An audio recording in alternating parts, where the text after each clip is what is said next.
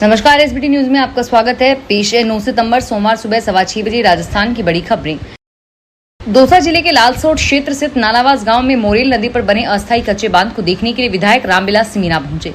इस दौरान पानी से जूतों को बचाने के लिए विधायक एक कार्यकर्ता की पीठ पर चढ़ गए। विधायक की यह तस्वीर वायरल हो रही है। दरअसल लालसोट क्षेत्र के नालावास के गाँव के ग्रामीणों ने मोरेल नदी पर एक अस्थायी कच्चा बांध बनाया है। जल संरक्षण के प्रति ग्रामीणों की अनूठी पहल को देखने के लिए विधायक रामविलास मीणा भी नालावास गांव पहुंचे और इस दौरान विधायक मीणा को पानी से बचाने के लिए एक कार्यकर्ता पीठ पर बिठा लिया। राइजिंग राजस्थान समिट को लेकर पहली अंतर्राष्ट्रीय इन्वेस्टमेंट मीट की शुरुआत होने जा रही है। सीएम भजनलाल शर्मा इस इन्वेस्टर्स मीट को संबोधित करेंगे। इसे लेकर सीएम प्रतिनिधि मंडल के साथ रविवार को दक्षिण कोरिया और जापान के लिए रवाना हुए। जयपुर एयरपोर्ट से CM Bhajanlal Sharma charter plane से दिल्ली गए। दिल्ली से शाम को वे दक्षिण कोरिया के लिए रवाना हुए। इससे पहले वे रविवार सुबह जयपुर एयरपोर्ट पर मंत्री अविनाश गहलोत, जवाहर सिंह, सुधांशु पंत, यूआर साहू सहित कई विधायक और अधिकारी सीएम से मिले। सत्ता में आने के बाद राजस्थान में भाजपा सरकार ने अपने 8 माह के शासन में प्रशासनिक ढांचा पूरी तरह से बदल दिया है। जनवरी से लेकर अब तक नौकरशाहों की 72 तबादला सूची जारी की गई है, जिसके जरिए 1800 से ज्यादा ब्यूरोक्रेट्स को इधर उधर किया गया है। इनमें भारतीय प्रशासनिक सेवा, भारतीय पुलिस सेवा, भारतीय वन सेवा और प्रशासनिक सेवा शामिल है। हालांकि प्रदेश सरकार ने आरएस की जंबो तबादला सूची कई बार जारी की है, लेकिन आईएएस आईपीएस में ज्यादा उठापटक नहीं की गई। सत्ताधारी पार्टी के विधायकों और मंत्रियों की डिमांड व विपक्षी नेताओं के कटाक्ष के बाद अब आईएएस में बड़ा फेरबदल किया गया है। माना जा रहा है कि जल्द ही आईपीएस की सूची जारी कर दी जाएगी। केंद्रीय गृह मंत्री गजेंद्र सिंह शेखावत ने जैसलमेर के पोखरण में कहा कि जलदाय विभाग के इंजीनियर्स को लोग पीटते हैं और धक्के मारते हैं, लेकिन उनको पुलिस का सहयोग नहीं मिलता। यदि पीने के पानी का खेती में इस्तेमाल हो रहा है तो इसके लिए पीएचडी, कलेक्टर और एसपी तीनों जिम्मेदार होंगे। उन्होंने एसपी से पूछा कि क्या हमारे एसएचओ गुंडागर्दी करेंगे। एसपी ने कहा कि मामले की जानकारी उनके संज्ञान में नहीं आई है। इस पर शेखावत ने कड़ी नाराजगी जताते हुए कहा कि एक कम्युनिकेशन गैप नहीं होना चाहिए। जैसलमेर की सांकड़ा पंचायत समिति के सभाघर में जिला अधिकारियों के साथ समीक्षा बैठक के दौरान केंद्रीय मंत्री शेखावत ने यह बात कही। गंगानगर में जिला कलेक्टर डॉक्टर मंजू ने रविवार को सरकारी अस्पताल का जायजा लिया। डॉक्टर मंजू ने शनिवार को ही कार्यभार ग्रहण किया है। रविवार को वे जायजा लेने के लिए अस्पताल पहुंची और रोगियों से मिल रही सुविधाओं के बारे में जाना। अधिकारियों को संवेदनशीलता से रोगियों को केंद्र और राज्य सरकार की स्वास्थ्य सुविधाओं का लाभ उपलब्ध करवाने के निर्देश दिए। इस दौरान उन्होंने रोगियों से बातचीत करके उन्हें मिल रही स्वास्थ्य सेवाओं के बारे में पूछा और डॉक्टर्स की उपलब्धता का भी अन्य मुद्दों पर रोगियों से बात की। रक्षा मंत्री राजनाथ सिंह ने रविवार को कहा कि पाकिस्तान के कब्जे वाला कश्मीर के निवासियों को भारत में शामिल होना चाहिए। हम उन्हें अपना मानते हैं। उन्होंने ये बात जम्मू कश्मीर के रामबन में कही। सिंह ने कहा कि पाकिस्तान पीओके निवासियों को विदेशी मानता है, लेकिन भारत उन्हें अपना मानता है। अगस्त 2019 में जब आर्टिकल 370 हटा, तब से जम्मू कश्मीर में सिक्योरिटी को लेकर बड़े बदलाव हुए हैं। यहाँ का युवा पिस्तौल, रिवॉल्वर के बजाय लैपटॉप और कंप्यूटर रखते हैं। सांसद और एक्ट्रेस कंगना रनौत की फिल्म इमरजेंसी को central board of film certification ने यूए सर्टिफिकेट दिया है। इस फिल्म के कई सीन पर सीबीएसई ने आपत्ति जताई है। सीबीएफसी ने इस फिल्म से 3 सीन डिलीट करने के निर्देश दिए हैं और हिदायत दी है कि फिल्म को रिलीज करने से पहले 10 बदलाव किए जाएंगे।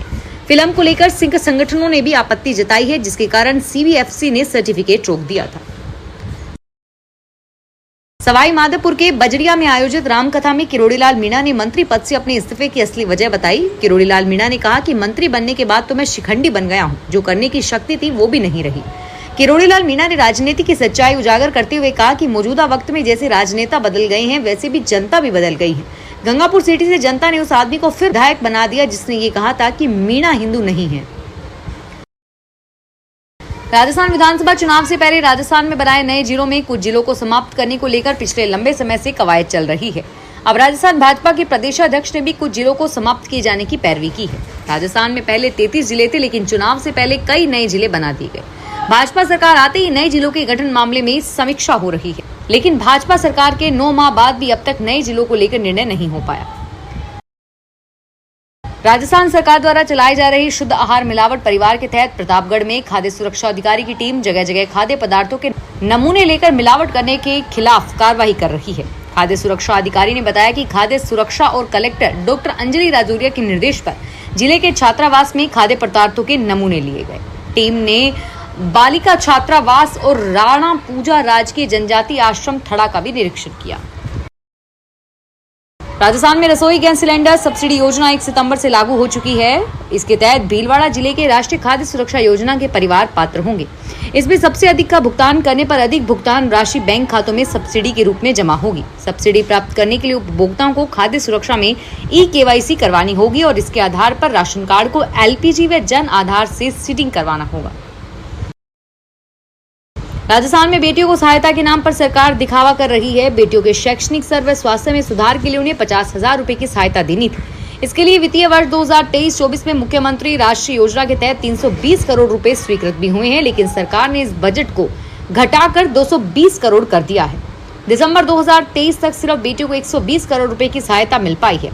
अब सरकार ने इस योजना को लाडो योजना में मर्ज कर दिया है और बेटियों के प्रति समाज में सकारात्मक सोच को बढ़ावा देने के लिए सुधार के लिए राजश्री योजना भी शुरू की गई है। जालोर के नवनियुक्त जिला कलेक्टर डॉक्टर प्रदीप के गवांडे ने पदभार ग्रहण करने के दूसरे दिन रविवार को शहर का भ्रमण करके व्यवस्थाएं देखी। बता दें कि जालोर में शनिवार को अपना पदभार संभालने के बाद जिला कलेक्टर ने शिवचरण सीमा व तहसीलदार के साथ शहर का निरीक्षण किया। इस दौरान उन्होंने बस स्टैंड, मुख्य सड़क, सफाई और सीवरेज के संबंध में भी जायजा लेते हुए PW विभाग के अधिकारियों को दिशा निर्देश दिए। त्योहारों के सीजन में रोडवेज की बसों में यात्री भार बढ़ता जा रहा है और पहले से ही निगम के पास बसों का टोटा है। इस बीच निगम के पास डीजल खत्म होने से रोडवेज के चक्के भी जम गए हैं।